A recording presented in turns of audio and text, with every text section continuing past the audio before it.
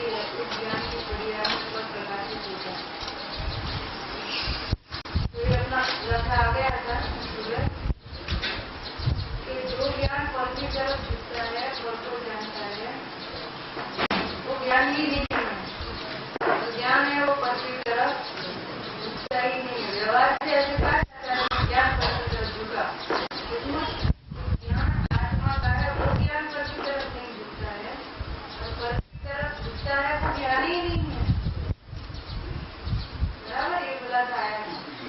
तो अभी बने प्रकाशित होता है ये बात नहीं सकती, क्योंकि इसी विज्ञान से तो सर्वथा भिन्न है, इसलिए उसमें आत्मा अभिन्न बने जानने में उपयोग लक्षण में आत्मा अभिन्न बने जानने में आता नहीं। पर इंद्रिय ज्ञान फल लक्ष्य भाव तो आत्मा से सर्वथा भिन्न है, इसलिए उसमें आत्मा प्रकाशित नहीं होती। यदि इस ज्ञान की पर्याय तो जिसमें फल प्रकाशित होता है ज्ञान तरीके देख है, पर वो ज्ञान ही नहीं है। ज्ञान तरीके देखो तो भूल है। एक गे का आश्रय करके गयाश्रित गयावलंबी फल का लक्ष्य करके गयाकार होता है, वो इंद्रिय ज्ञान रूप होता है, वो अज्ञान हुई जाता। और एक ज्ञान का आश्रय करके जो सबर प्रकाशक सामर्थ्य होने से फल गयाकार प्रतिवासी होते हैं ना, फल का आकार बनता है ना ज्ञान में गयाकार, वो तो ज्ञानाकार ही है। वो ज्ञाकार नहीं, उसमें ज्ञान का स्वाद आता है, ज्ञान का स्वाद नहीं आता, वो व्यवहार है। लेकिन वो करने के लिए फल का भी लक्ष्य छोड़ना, फल को जानने वाला इंद्रिय ज्ञान का भी लक्ष्य छोड़ना, और उपयोग में जो फल का प्रतिवास होता है उसका भी लक्ष्य छोड़ना, उपयोग में अकेला आत्मा ही जानने में आता है ऐसा ले लेना, तो उसमें आपको अनुभव हो जाएगा। बराबर, ये तो पूरा सही।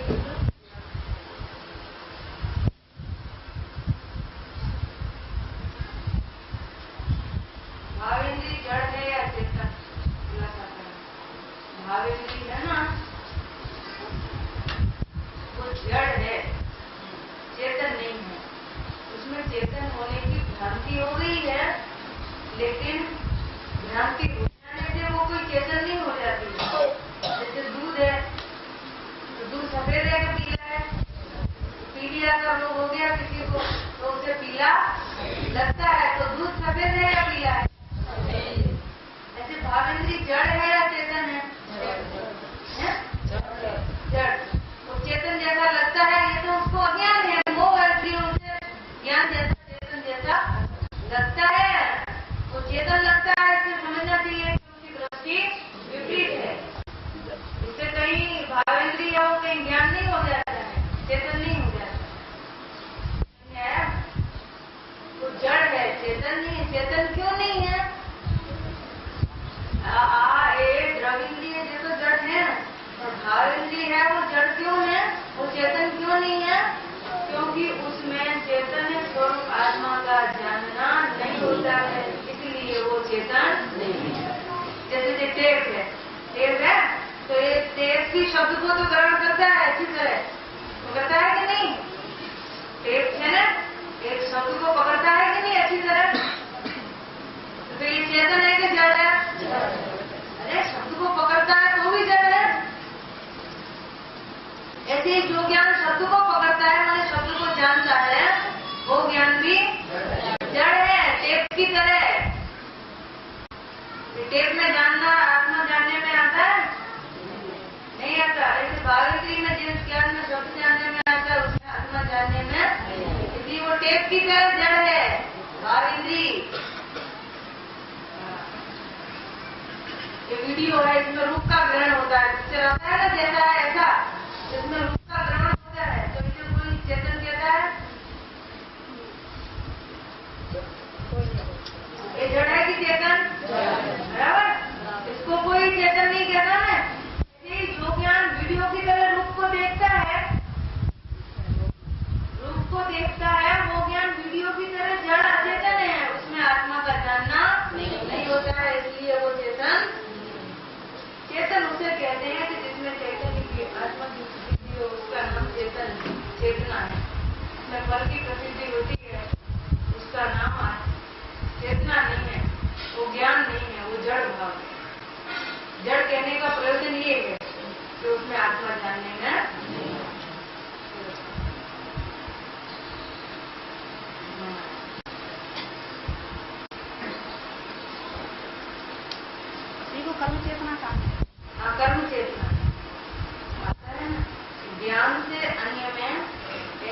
चेतना यानी ऐसा जानना कि ये मैं हूँ, उसका नाम कर्म चेतना, अज्ञान चेतना। अज्ञान चेतना के दो भेद, एक कर्म चेतना और एक कर्मोत्तर चेतना। ज्ञान से अन्य में शरीर, राग, वाणी, कर्म, लोकालोक सब ज्ञान से अन्य है ना, तो उसमें ऐसा चेतना माने जानना कि ये मैं हूँ, मैं इनको जानता हूँ, उसका नाम अज्ञान चेतना है। और ज्ञान से अनन्य में ऐसा चेतना कि जो चेतना है तो मैं हूँ, उसका नाम ज्ञान चेतना है। हमारे ज्ञान से भिन्न पदार्थ जो है उसको जानना, उसका नाम अज्ञान है। और ज्ञान में जो अनन्य है आत्मा, उसको जानना, उसका नाम ज्ञान है। इंद्रिय ज्ञान कर्म चेतना है, जैसे राग कर्म चेतना है, ऐसे उसको जानने वाला ज्ञान भी कर्म चेतना है, वो ज्ञान चेतना। ये इंद्रिय ज्ञान का नाम ही क्रोध है, इसका नाम ही मान है, लोभ, माया, प्रसार, मोह, राग, जो कुछ कहना है ना वो सब ये है इंद्रिय ज्ञान। और उसको जानना वही क्रोध है, कोई मान है, कोई लोभ है, कोई माया है, कोई पाप है, उसमें से सब भावों की उत्पत्ति होती है। कल रात के प्रश्न में आया था कि इंद्रिय ज्ञान के सामने इंद्रिय ज्ञान की कीमत कुछ रह जाती है, जो उसका रस्ता भी। परंतु जब अंधकार था, अर्थात मिथ्या ज्ञान था, तब इंद्रिय ज्ञान की तो जरूरत थी। इसका मतलब यह है कि अनुभव के पहले इंद्रिय ज्ञान जरूरी है। आप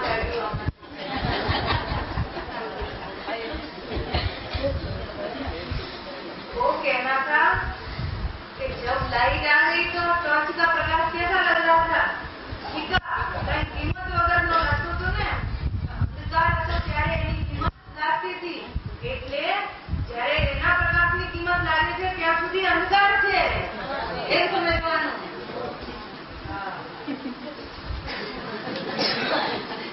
और इंद्रिय ज्ञान लगता है, उसका नाम ही मोह का, अज्ञान का अंधकार है। वो अज्ञान के अंधकार में उसकी कीमत लगती है। कितना शास्त्र ज्ञान है। पर आश्रित ज्ञान की कीमत कब लगती है कि अज्ञान में लगती है। और जब तक पराश्रित ज्ञान की कीमत लगती है, वो ज्ञान लगता है, तब तक मोह का अंधकार है। जो सहज ज्ञान, आत्मज्ञान प्रकट होता है ना, सम्यक ज्ञान, इंद्रिय ज्ञान, अंतर्मुखी ज्ञान, तब इंद्रिय ज्ञान उसे तुच्छ भाषित होता है। अथवा जब इंद्रिय ज्ञान तुच्छ भाषित होता है, तब उसे अंतर्मुखी आत्मज्ञान प्रकट होता है। ये मतलब है उसका नहीं पकड़ना।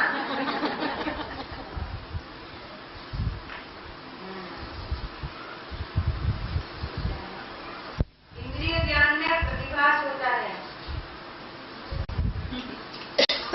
लेकिन उपयोग में प्रतिभास एवं अनुभव होता है।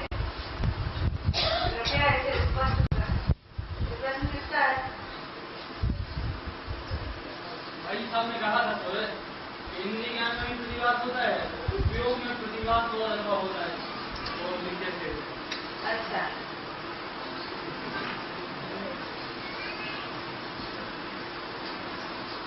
इंद्रिय ज्ञान है ना, उसमें इंद्रिय ज्ञान है, 5 इंद्रिय का उदाहरण है, तो प्रतिभास नहीं है आत्मा का। लेकिन जो मानसिक ज्ञान है ना, मन, तो मन का विषय तो रूपी अरूपी दोनों है ना, तो रूपी पदार्थ का भी उसमें प्रतिभास होता है ना। रूपी को तो वो जानता है, और अरूपी का भी, अरूपी आत्मा का भी वो विचार तो करता है ना, मन का आत्मा ऐसा निर्णय होता है ना उसमें। तो इंद्रिय ज्ञान में आत्मा का प्रतिभास भिन्नपणे होता है, तो इंद्रिय ज्ञान आत्मा से भिन्न है ना, इसलिए आत्मा का प्रतिभास इंद्रिय ज्ञान में भिन्नपणे होता है। और उपयोग में आत्मा का प्रतिभास अभिन्नपणे होता है, और उसमें आत्मा जानने में भी आता है। अभिन्न इसलिए जानने में आता है क्योंकि उपयोग है वो आत्मा का लक्षण है, इसलिए लक्ष्य को निरंतर प्रतीत करता रहता है।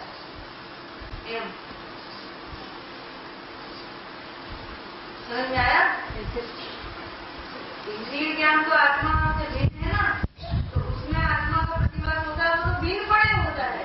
आत्मा ऐसा है, ऐसा है, ऐसा विचार आता है ना, उसमें ध्यान में आता है ना। लेकिन मन है वो आत्मा से अभिन्नपणे होकर अभिन्न हो ही नहीं सकता है।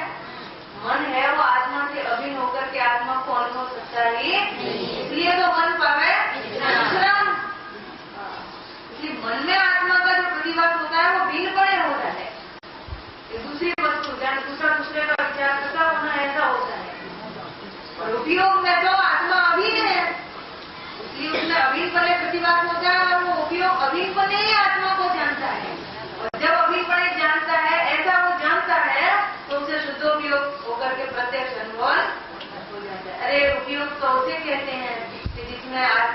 जानने में आता है और जिसमें पद जानने में नहीं आता है, अच्छा उसे उपयोग कहते हैं।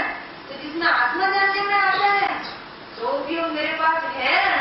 जिस समय इंद्रिय ज्ञान का व्यापार चालू उस समय तेरे पास उपयोग है, वो उपयोग में तेरे को आत्मा जानने में। वो उपयोग तो इसे कहते हैं। तो उपयोग तीनों काल कभी भी देह को जानता ही नहीं है, बस का ज्ञान किसी को होता ही नहीं है और आत्मा का ज्ञान होना कभी बंद होता ही नहीं है। उपयोग तो इसे कहते हैं कि जिसमें आत्मा जानने में आता है। अच्छा पद जाणવામાં આવે છે તો એ ઉપયોગ નહીં, ના એ ઉપયોગ નથી। એને અંદરથી વિચાર આવે ને કે જેમાં પદ જણાય જ નહીં ને આત્મા જ જણાય, એને ઉપયોગ કહેવાય છે। अच्छा इसको उपयोग कहते हैं। तो આ બધું જણાય છે તો એ ઉપયોગ નથી, એમ વિચાર આવી જાય છે। તો એ ઉપયોગ નહીં है, तो उपयोग तो ये है। उपयोग तो आ છે કે જેમાં આત્मा जनाय છે।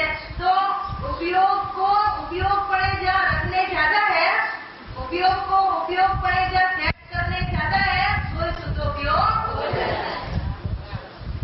उपयोग ने उपयोग पड़े રાખવા છતાં શુદ્ધ उपयोग થઈ જાય છે। उपयोग तो ये नहीं કહેવાય કે જેમાં આત્મા જણાય છે। उपयोग तो उसे कहते हैं कि जिसमें आत्मा जानने में आता है। ज्ञान तो उसे कहते हैं कि जिसमें आत्मा जानने में आ रहा है। वो तो मेरे को आत्मा जानने में आ रहा है, जानने में आ रहा है कहाँ तक परोक्ष है, और जब जानने में आता है तब तो ये आत्मा ही हूँ, ऐसा वो जान लेता है। आत्मा जानने में आ रहा है, गुरुदेव आ रहे हैं तब तक परोक्ष है, और जब आ जाते हैं सामने तब आ रहे हैं ऐसा विचार आता है। देख देख के आनंदित होता है। यदि आत्मा जानने में आ रहा है यहाँ तक परोक्ष है, जो जानने में आ जाता है तब जानने में आ रहा है ऐसा विचार छूट जाता है और जानने में आ जाता है। तब ऐसा जानना होता है कि मैं तो ये जानना आत्मा ही हूँ, मैं तो ये जानना आत्मा ही हूँ, ऐसा जानना होता है। तो जानने में आ रहा है ऐसा विचार नहीं होता है, ऐसा विचार छूट जाता है।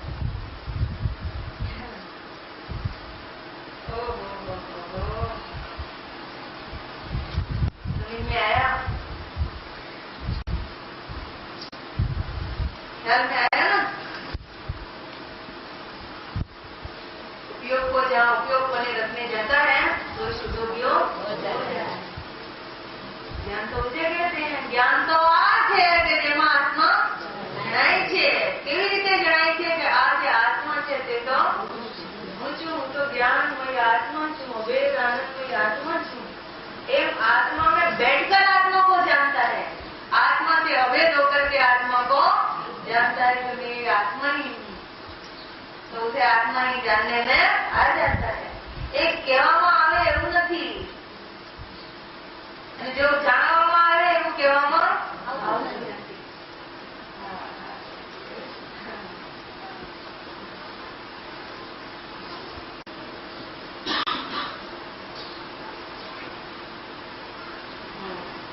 आगे अतीन्द्रिय ज्ञान प्रकट होने पर क्या एक ज्ञान की पर्याय से 3 भाग हो जाते हैं?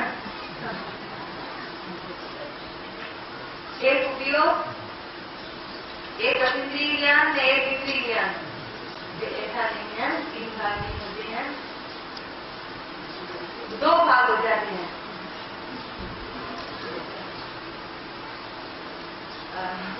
क्योंकि उपयोग की जो पर्याय है ना, वो तो उपयोग बने ही है, लेकिन वो उपयोग बने रहता नहीं है ना।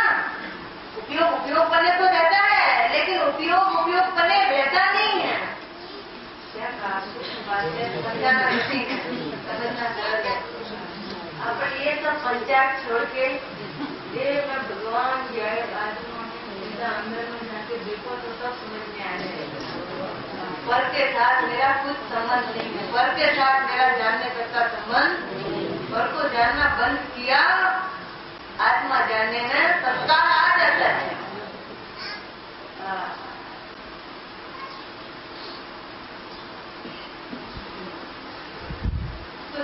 ज्ञान की जो पर्याय है ना, उपयोग की पर्याय ऐसी है कि उसमें स्वपर का प्रतिभास होता है। स्वपर का जानना नहीं होता है, स्वपर का प्रतिभास होता है। लेकिन पर के प्रतिभास को मुख्य करता है, पर जानने में आता है तो इंद्रिय ज्ञान प्रकट हो जाता है। और उसी समय पर जानने में नहीं आता, ये ज्ञान तो आत्मा का है, इसमें तो जानने में आता है, ऐसा लेता है ना, तो आत्मा का लक्ष्य होकर के उसे अतीन्द्रिय ज्ञान प्रकट हो जाता है। एक अतीन्द्रिय ज्ञान ऐसे प्रकट हो जाता है। तो अतीन्द्रिय ज्ञान प्रकट हुआ तो अतीन्द्रिय ज्ञान से अतीन्द्रिय ज्ञान बने ही रहता है। वो अतीन्द्रिय ज्ञान फिर कभी इंद्रिय ज्ञान रूप होता नहीं है। तो ज्ञान की पर्याय एक है, लेकिन उसके भाग दो हो गए। इतना अंश है, उतना अंतर्मुखी होकर के अतीन्द्रिय ज्ञान रूप हो गया। तो पूरी पर्याय जो अभेद हो जाए आत्मा में, सारे ही अविभाग प्रतिच्छेद आत्मा के साथ अभेद हो जाए तो केवल ज्ञान हो जाए। और सारी पर्याय बहिर्मुख हो तो इंद्रिय ज्ञान है, आत्मा जड़ हो जाए।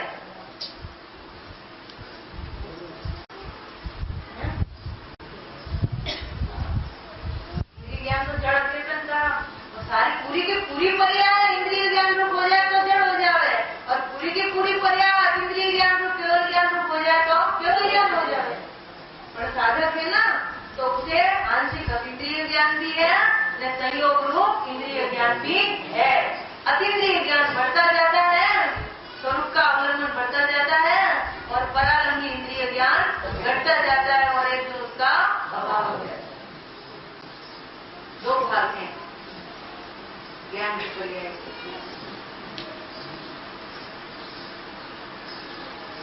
तीसरा प्रश्न, क्या इंद्रिय ज्ञान ही सामान्य ज्ञान है? आपको सामान्य ज्ञान को हाँ, सामान्य ज्ञान जो उपयोग है ना, सामान्य ज्ञान का जो उपयोग है वो तो अनादि अनंत एक सरखा ही रहता है। लेकिन उसे आप वो ऐसा का ऐसा रहता है, निरूपाधि है, निरावरण है, वो ज्ञान आत्मा को ही जानता है। लेकिन वो ज्ञान आत्मा को जानता है, ऐसा जब आप जानो तो उसका सामान्य का विशेष हो जाता है, माने सम्यक ज्ञान और अतीन्द्रिय ज्ञान हो जाता है। और जब आप ऐसे जानो कि मैं पर को जानता हूँ तो वो इंद्रिय ज्ञान हो जाता है।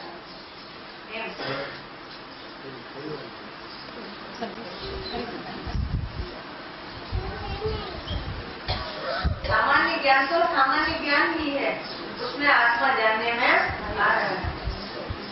लेकिन वो ऐसा जानता है कि मेरे को पर जानने में आता है तो अज्ञान हो जाता है।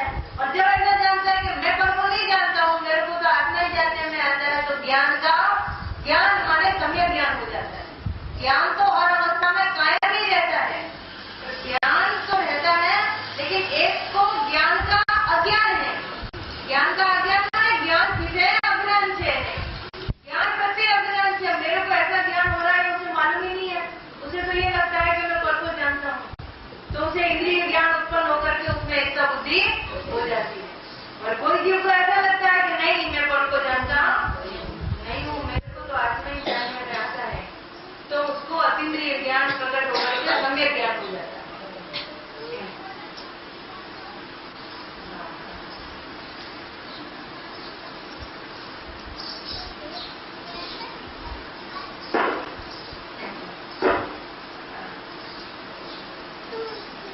उपयोग तो उपयोग पड़े हैं, लेकिन उपयोग को आप उपयोग में तो लो।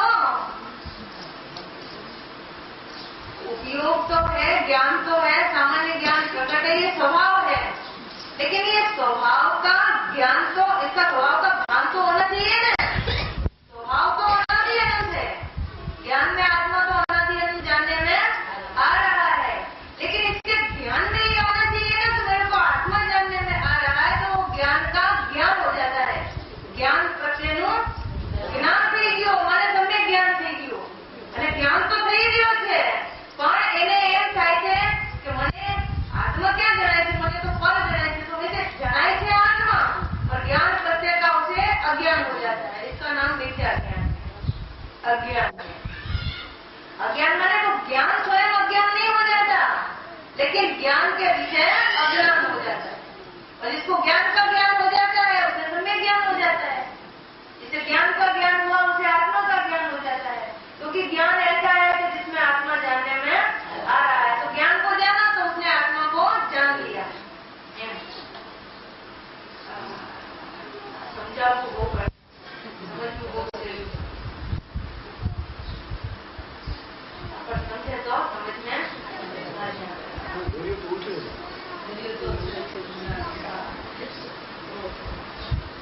समझ में आया? एक ही बात ले लो ना कि मैं पर को जानता ही मेरे को जानना जानने में आने पर सब काम हो जाएगा आपका। इंद्रिय ज्ञान पंचायत छोड़ दो। मेरे पास ऐसा ज्ञान हो रहा है प्रकट जिसमें मेरा आत्मा जानने में ज्ञान आत्मा का है, इसलिए ज्ञान में आत्मा जानने में आ रहा है। वही स्वभाव है। ज्ञान पर का नहीं है इसलिए मैं पर को जानता। पर के साथ मेरा कोई संबंध नहीं, जानने का कोई संबंध नहीं है। मैं तो ज्ञान स्वरूप आत्मा हूँ। बस ज्ञान स्वरूप आत्मा ही मेरे को जानने में आ रहा है। बस जानो, जिसे जान रहे हो उसे ही जानो। जानदार को जान रहे हो तो उसे ही जानो कि मैं आत्मा को ही जान रहा हूँ। तुम पर को जानने वाले हो ही नहीं तो अपने को पर को जानने वाला मत मानो।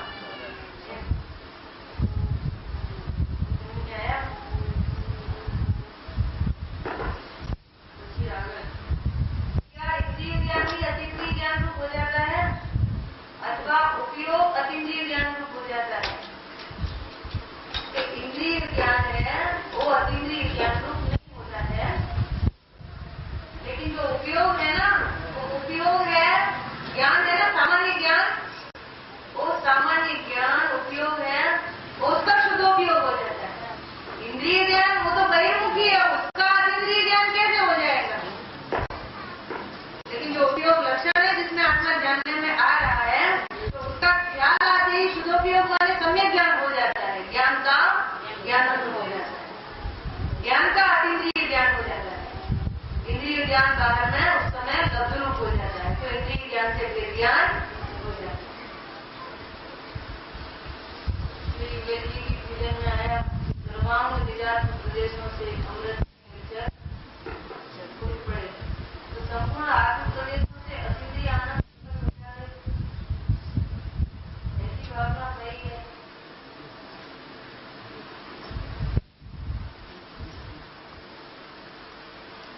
पढ़े सर्वांग निजात प्रदेशों से अमृत के नेचर गुट पढ़े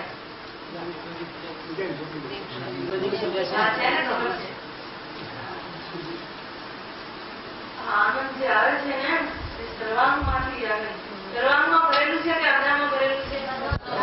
સર્વાંગ સદા કાળ આનંદમય આત્મા નિત્યાનંદ સ્વરૂપ अखंडानंद स्वरूप अभेद आनंद स्वरूप भगवान आत्मा। तो मैं अभेद आनंद स्वरूप हूँ, सर्वांग आनंद स्वरूप हूँ, सदा काल आनंद स्वरूप हूँ। ऐसे आत्मा का अनुभव करता है, आत्मा में बैठकर आत्मा को जानता है तो उसे सर्वांग से ही आनंद का स्वाद आता है। बस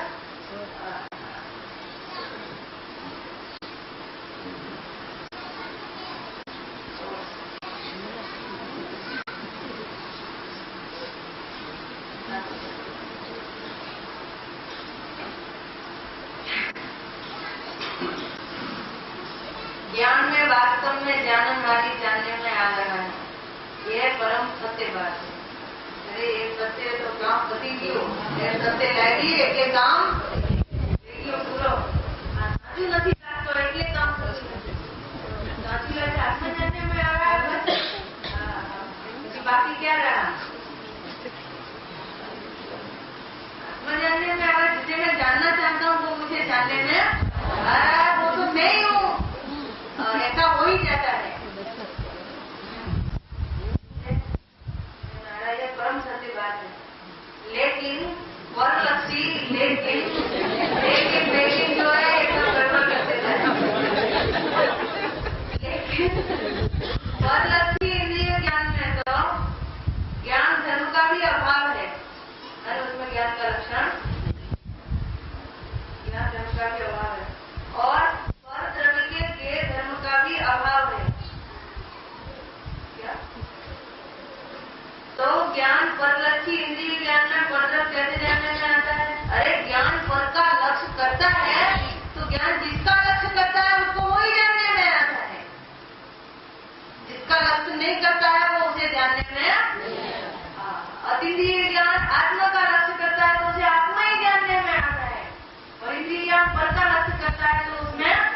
ही जानने में आता है। समझ में आया? परलक्ष्य इंद्रिय ज्ञान में तो ज्ञान धर्म का भी अभाव है, वो ज्ञान नहीं है। और परद्रव्य के गेय धर्म का भी अभाव है, ये बराबर नहीं। परद्रव्य के गेय धर्म का भी अभाव माने इसका प्रश्न है। आप क्या कहना चाहते हैं? जैसे आए ना, पर उसका गेय धर्म ज्ञान में नहीं आता, इसलिए पचाने में नहीं आता। वो इंद्रिय ज्ञान नहीं है ना, पर का गेयत जो है ना, इंद्रिय ज्ञान और उसका जो विषय और ये द्रव इंद्रिय, ये सब एक ही गेय है, एक अवैध गेय है। ये क्या कहा? एक इंद्रिय ज्ञान और द्रव इंद्रिय और पर वस्तु जो गेय है ना, पर गेय है ना, तो ये सब एक ही है। एक सब तीनों एक अवैध पर गेय है। तो ये इसका गेय धर्म है, वो ज्ञान में नहीं आता, इसलिए वो ज्ञान में जानने में नहीं आता है। समझ में आया? पर वस्तु का गेय धर्म ने, इंद्रिय ज्ञान का गेय धर्म वो अलग अलग नहीं है, मतलब एक ही जात का गेय है, एक ही गेय है वो। इसलिए उसमें पर ही जानने में आता है, आत्मा जानने में नहीं आता है। और अतीन्द्रिय जो ज्ञान है, आत्मज्ञान है, उसमें पर द्रव्य आता, पर का गेय तो ज्ञान में नहीं आता है, इसलिए ज्ञान में पर जानने में, वो जो बात कही ना ज्ञान में पर का गेय नहीं आता, वो ज्ञान की बात है।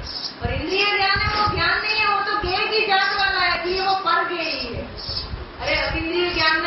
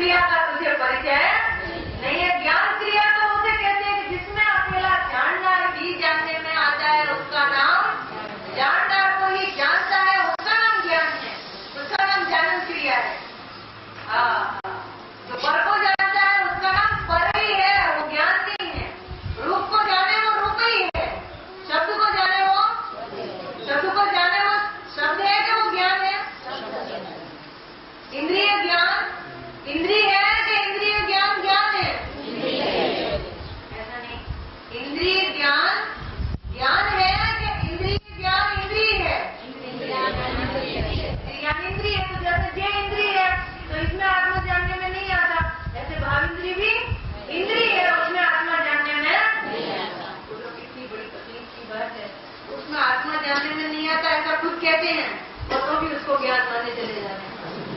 एक बाजू कह रहे हैं कि इसमें आत्मा जानने में नहीं आता, तो एक बाजू कह रहे हैं कि ज्ञान तो है, ज्ञान की क्रिया तो है। बोलो, समझ में आया? इंद्रिय ज्ञान की मैत्री देह के साथ में है, ऐसा इसमें बोलेगा। रचन दास वो ભાષણ 19 નંબરમાં કદાચ છે લગભગ, એની પાછળની જે ટીકા છે ને એમાં લીધું છે કે ઇન્દ્રિય જ્ઞાનને જ્ઞેયો સાથે मैत्री प्रवर्ते છે। उसकी मित्रता किसके साथ में है? ज्ञेय के साथ में। इंद्रिय ज्ञान ने ज्ञेय वगैरह चाले नहीं, ज्ञेय ने जाणવાનું બંધ કરી दिए तो इंद्रिय ज्ञान रहे नहीं। तो कितना पर को जानना बंद कर दे तो इंद्रिय ज्ञान उत्पन्न होगा ही नहीं। इंद्रिय ज्ञान पर को जानता है इसलिए तो वो उत्पन्न होता है। पर की प्रीति है ना, इसलिए इंद्रिय ज्ञान उत्पन्न होता है। पर को जानने की रुचि से इंद्रिय ज्ञान उत्पन्न होता है, और इंद्रिय ज्ञान उत्पन्न होता है उसे पर में रुचि हो ही जाती है। क्या कहा? इसको पर पदार्थ की रुचि है उसे इंद्रिय ज्ञान ही पैदा हो रहा है, और जिसको इंद्रिय ज्ञान पैदा होता है उसे पर की रुचि हो ही जाती है। पर के प्रति प्रेम का कारण कौन? के इंद्रिय ज्ञान। और इंद्रिय ज्ञान उत्पन्न क्यों हुआ? तो पर के प्रेम के कारण।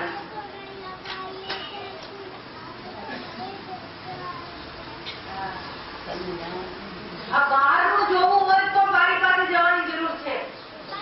ઘરમાં શું કોણ આવે છે, કોણ જાય છે, શું છે, કેમ છે, એ બધું જોવું હોય તો મારી પાસે જવાની જરૂર છે ને।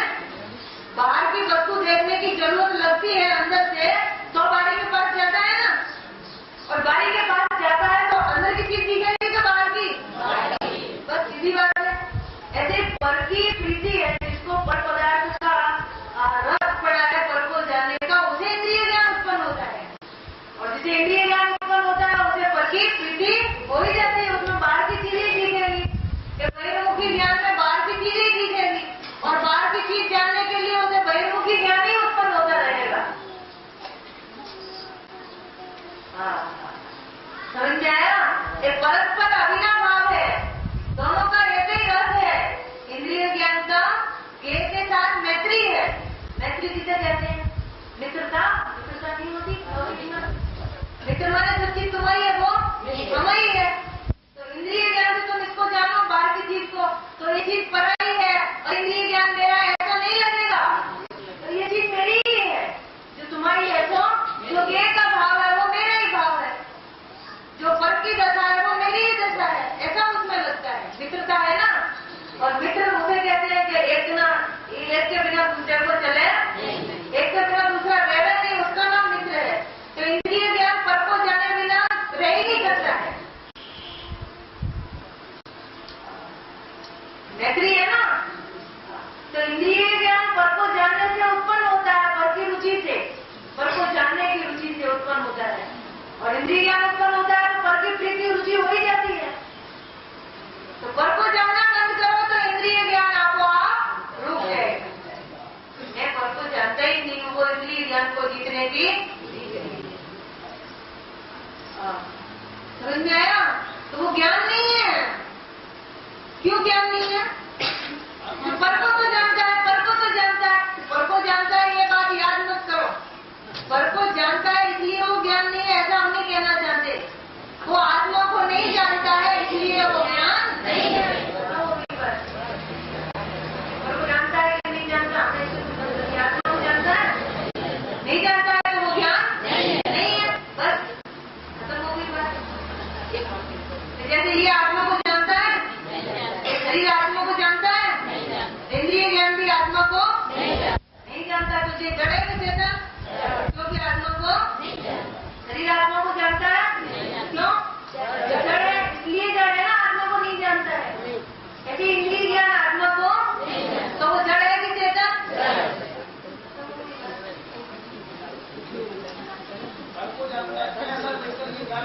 हाँ, पर को जानता है ऐसा मान करके उसमें ज्ञान की भ्रांति हो गई। आत्मा को नहीं जानता है ऐसा जाने तो उसमें ज्ञान की भ्रांति हो जाए। समझ में आया? जानता है, ले आत्मा को नहीं जाने कोई बात नहीं, पर को तो जानता है, जानता है, जानता है, जानता है। इसलिए ज्ञान है, ज्ञान है, ज्ञान है, ऐसी भ्रांति होगी। बहुत अच्छा पकड़ा।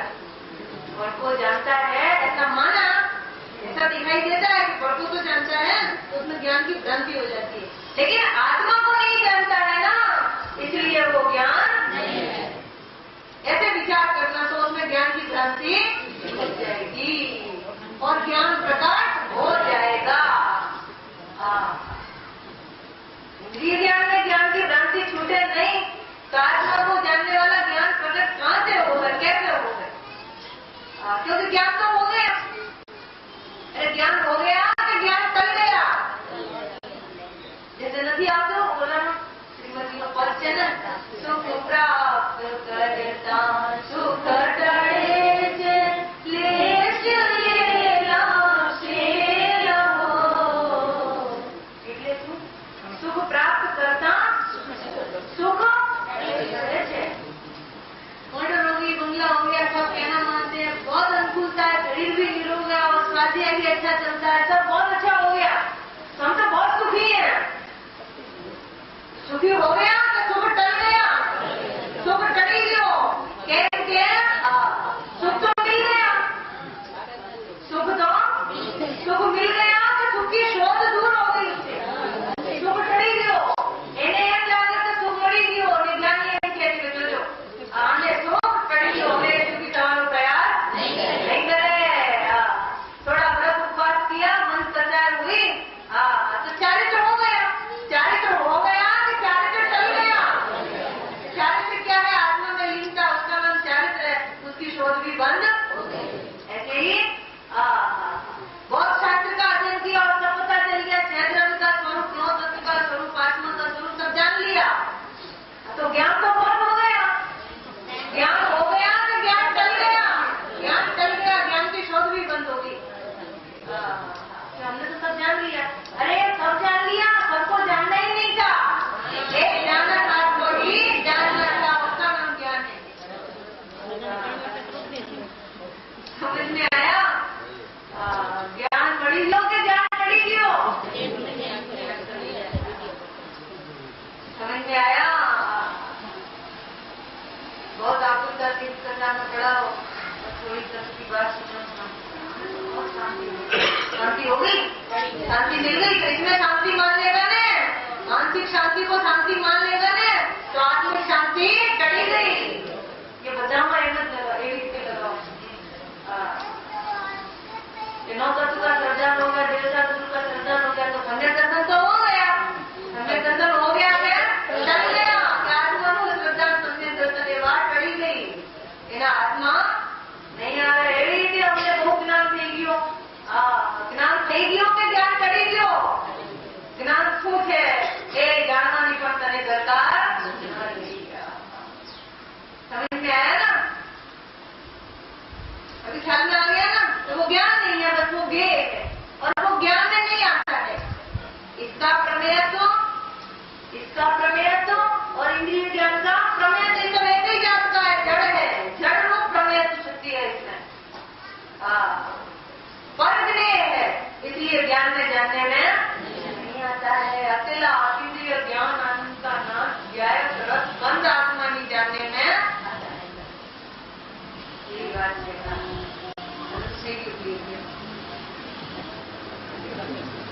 हो गए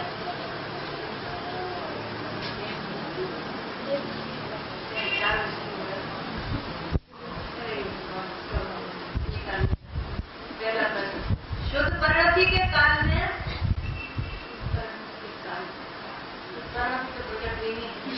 परिणति काल में क्या होता है? परिणति होती कैसे है? शुद्धोपयोग के बिना शुद्ध परिणति नहीं आती है।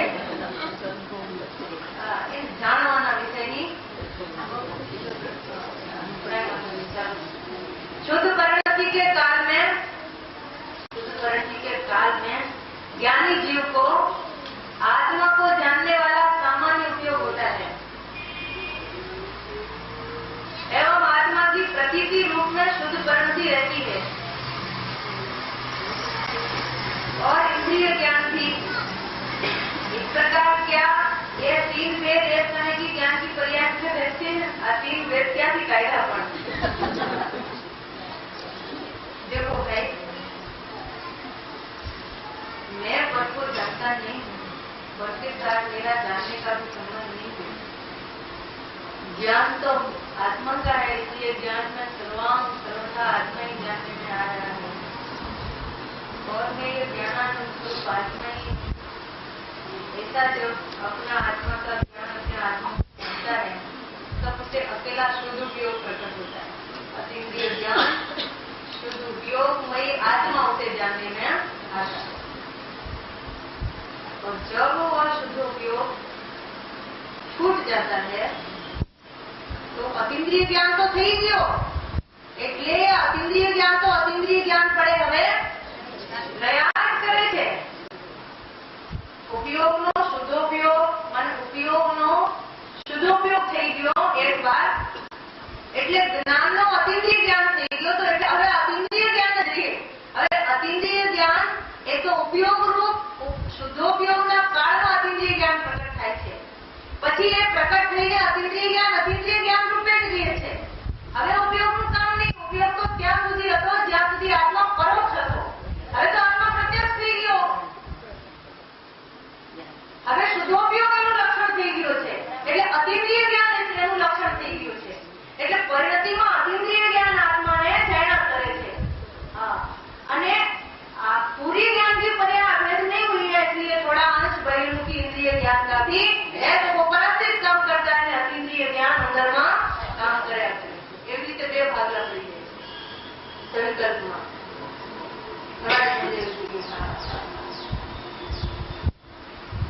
અને બે ભાગલા પડી જાય તો એ બે વચ્ચે વેરજ્ઞાન પણ રહ્યા કરે છે।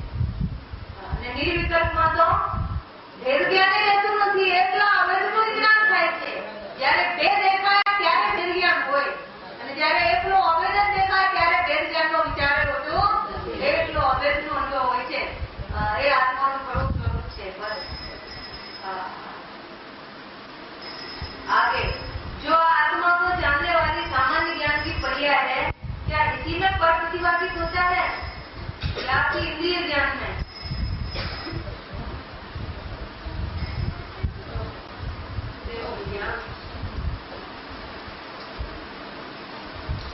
सामान्य उपयोग लक्षण है,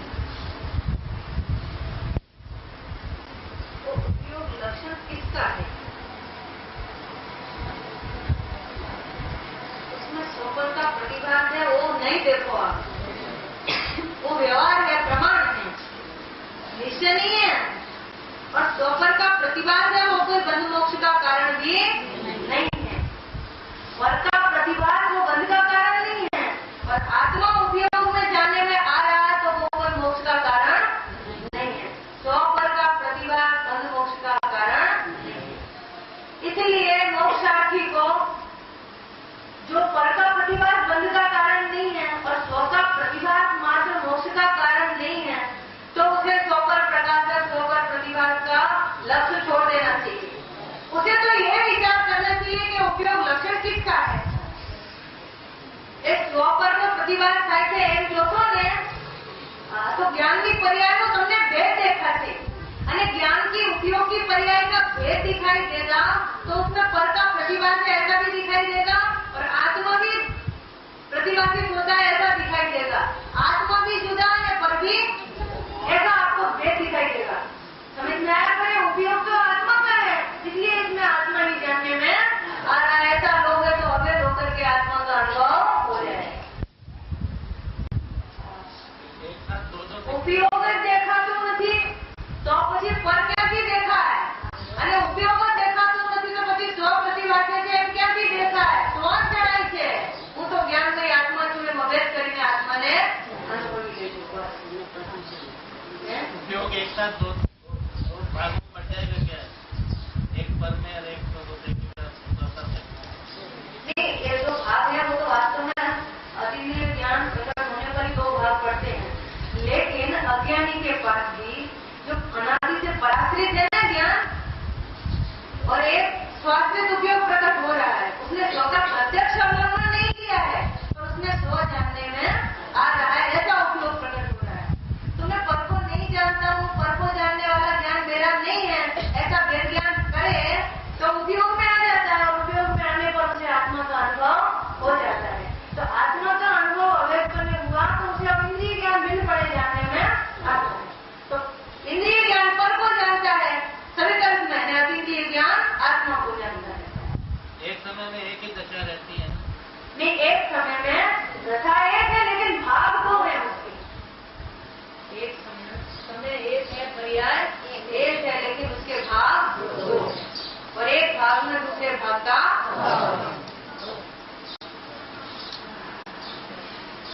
पर्याय तो एक है लेकिन भाग दो है। और एक भाग में दूसरे भाग का इंद्रिय ज्ञान आत्मा को जानता रहता है, इंद्रिय ज्ञान હવે તકલીફ શું છે કે એને આમ લક્ષ્ય કરીને જાણવાની ટેવ છે, वर्ता लक्ष्य कर करके जानने की आदत है। इंद्रिय ज्ञान किसे कहते हैं? इसे पशु जानते हैं। तो मुझे क्या लगता है इंद्रिय ज्ञान को जानो तो सारा ज्ञान ही इंद्रिय ज्ञान हो गया, इसको अतीन्द्रिय ज्ञान कहते हैं। तो